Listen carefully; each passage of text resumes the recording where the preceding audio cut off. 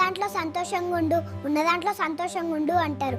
నాకుండే అప్పులు సమస్యలు అయితే ఉన్న దాంట్లో సంతోషంగా ఉండాలి.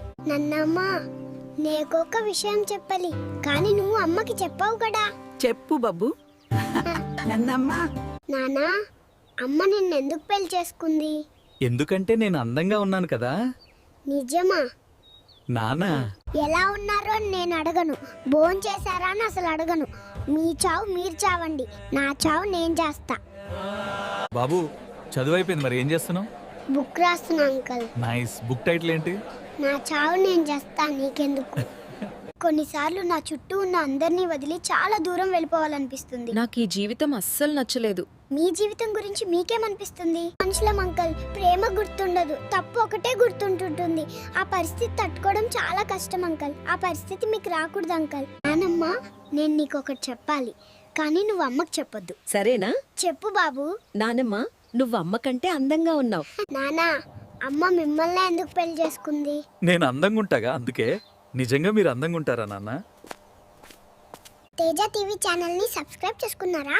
సబ్స్క్రైబ్ చేసుకోలేడా? నేను అలిగాను చూడండి, బుంగముత్తి కుదపెత్తుకున్నా. బాబు, ఈ రోజు ఎందుకు ఇంత సీరియస్ గా ఉన్నావు? అమ్మ నన్ను కిరాణా షాప్ కు పంపి అల్లం తీసుకురా, బెల్లం తీసుకురా, టీ పొడి తీసుకురా అని పొద్దుకు 10 సార్లు తిప్పుతుంది. నా హెయిర్ కట్ కాలు గానీ స్టైలిష్ గా ఉండాలి. నా క్రష్ చూస్తే అయ్యా అని షాక్ అవ్వాలి. అంటే మోడర్న్ స్టైలా?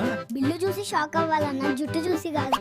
నానా, ఇది చూడండి. అది మా పెళ్లి ఫోటోరా బాబు. మీరు నేను లేకుండా పెళ్లి చేసుకున్నారా? అయ్యో, అప్పటికి నువ్వు ఇంకా పుట్టలేదు. మీరు నా కోసం వెయిట్ చేయాల్సింది. మనుషులం అంకల్, ప్రేమ గుర్తుండదు, తప్పు ఒకటే గుర్తుంటుంటుంది.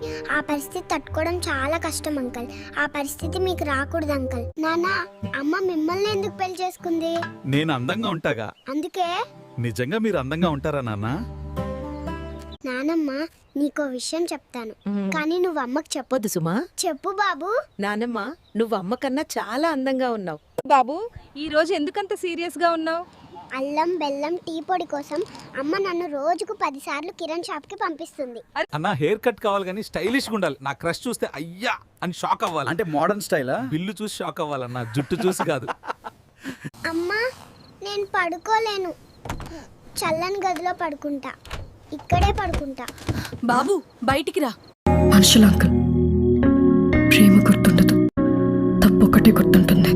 ఆ పరిస్థితి తట్టుకోవడం చాలా కష్టం అంకుల్. ఆ పరిస్థితి మీకు రాకూడదు. ఒకసారి చదివేసిన పుస్తకాన్ని మళ్ళీ చదివితే కథ మారుతుందా, లేక ముగింపు మారుతుందా? మారుతుందని ఆశపడటం పిచ్చితనం, మారిందని భ్రమపడటం మూర్ఖత్వం.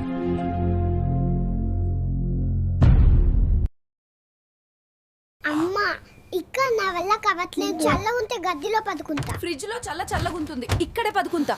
బాబు, బయాతకిరా. వీడియో చూసారా? నచ్చిందా? మరి సబ్స్క్రైబ్ చేయొచ్చుగా. Please do like, share and subscribe to Teja TV.